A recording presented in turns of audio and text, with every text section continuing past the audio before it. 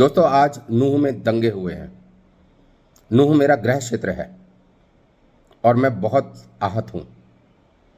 वहाँ पर एक यात्रा निकाली जा रही थी और यात्रा के ऊपर पथराव हुआ है। एक गाड़ी में से तलवारें निकालकर एक समुदाय के लोग, और समुदाय क्या है, वो हरा टिड्डा वही मलेच्छ लोग हैं। क्या समुदाय समुदाय बोलते रहते हैं, हम सबको पता है वो कौन सा समुदाय है जो पूरे देश का नाश करने पर तुला हुआ है।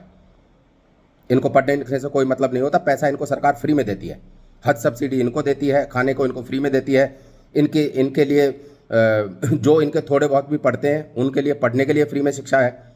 यूपीएससी में इनको फ़ायदा दिया जाता है।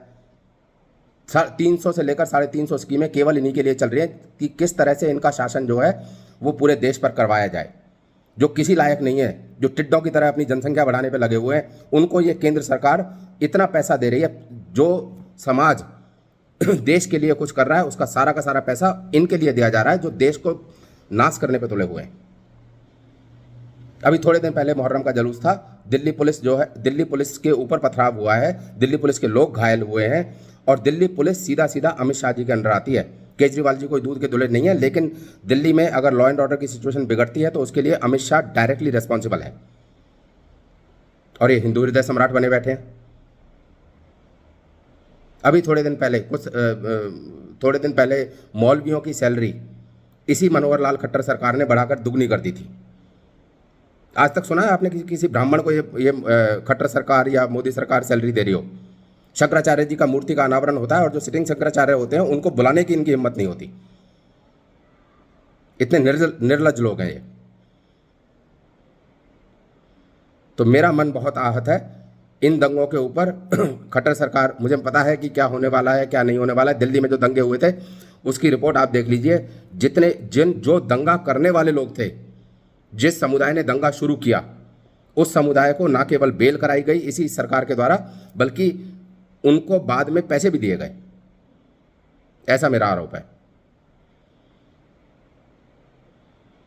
आज कितने लोग, कितने हिंदू जेल में हैं और कितने मुस्लिम जेल में हैं, हिसाब लगाकर देख लीजिए दिल्ली दंगों में। और किसने दंगे शुरू किए थे और कौन दंगों में पिटा था, कौन दंगों में पिसा था।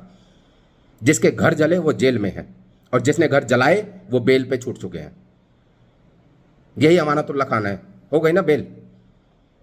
पूरी सरकार की मशीनरी जो है वो दंगाइयों को बचाने और दंगाइयों को बढ़ाने, इन दोनों कार्यों में लगी हुई है। यदि आप पॉलिसी ऐसी बनाएंगे जिससे कि केवल एक समुदाय को देंगे पैसे और एक समुदाय को सारे के सारे रिसोर्सेज देंगे। अरे मनमोहन सिंह बोलते थे कि सरकारी संसाधनों पे पहला अधिकार जो है वो अल्पसंख्यकों का होना चाहिए। केवल उन्होंने बोला था, उसकी वजह से उनकी सरकार को हमने उखाड़ के फेंक दिया था। और जिन निर्लज्ज लोगों को हम 2014 में लेकर आए, उन निर्लज्ज लोगों ने मनमोहन सिंह का वही कार्य कर दिया। उन्होंने जो बोला था कि हम अल्पसंख्यकों का पहला अधिकार होना चाहिए, इन्होंने वो पहला अधिकार दे दिया। सरकारी रिसोर्सेज पे 30 से लेकर 40% तक एक स्पेसिफिक समुदाय को दे दिया गया है। कितने शर्म की बात है। इन्होंने जितना धोखा दिया है, क्योंकि अपने लोग जब धोखा देते हैं तो और ज़्यादा दुख होता है। इनको हमने समर्थन दिया, जिस समुदाय ने इनको समर्थन दिया, जिस थाली में इन्होंने खाया, ये अमित शाह जी जा जाकर खाते हैं अपने कार्यकर्ताओं के घर पे। वही कार्यकर्ता मर रहे होते हैं, पलट कर देखते नहीं है ये लोग।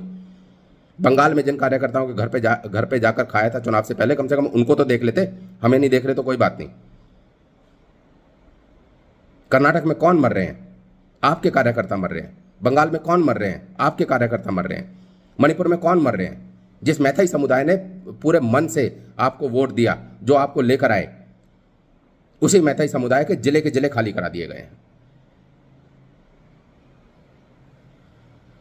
बहुत शर्म की बात है मोदी जी, बहुत ज़्यादा शर्म की बात है। मेरी बेटी ने आपके लिए गाना गाया था कि हम मोदी जी को लाने वाले हैं, अच्छे दिन आने वाले हैं 2014 से पहले। और मैंने तन मन धन से आपके लिए काम किया था। इसलिए नहीं किया था कि बाद में हमें छुप छुप कर रहना पड़े और हमारे ऊपर लाठियां भांजी जाएं। इसलिए किया था कि समान नागरिकता आए।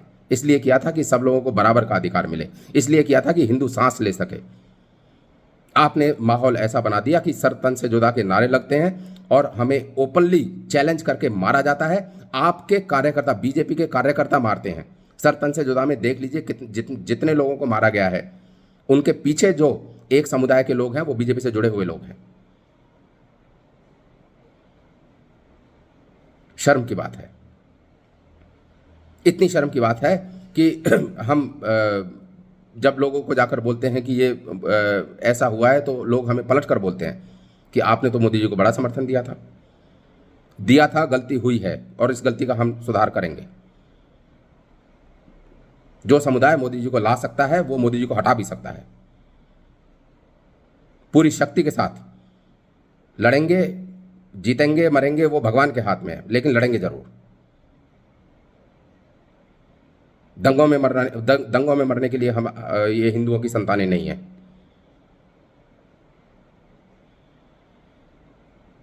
कहीं पर पानी हो तो डूबकर मर जाओ, क्योंकि जो आपने किया है ना वो अक्षम्य अपराध है।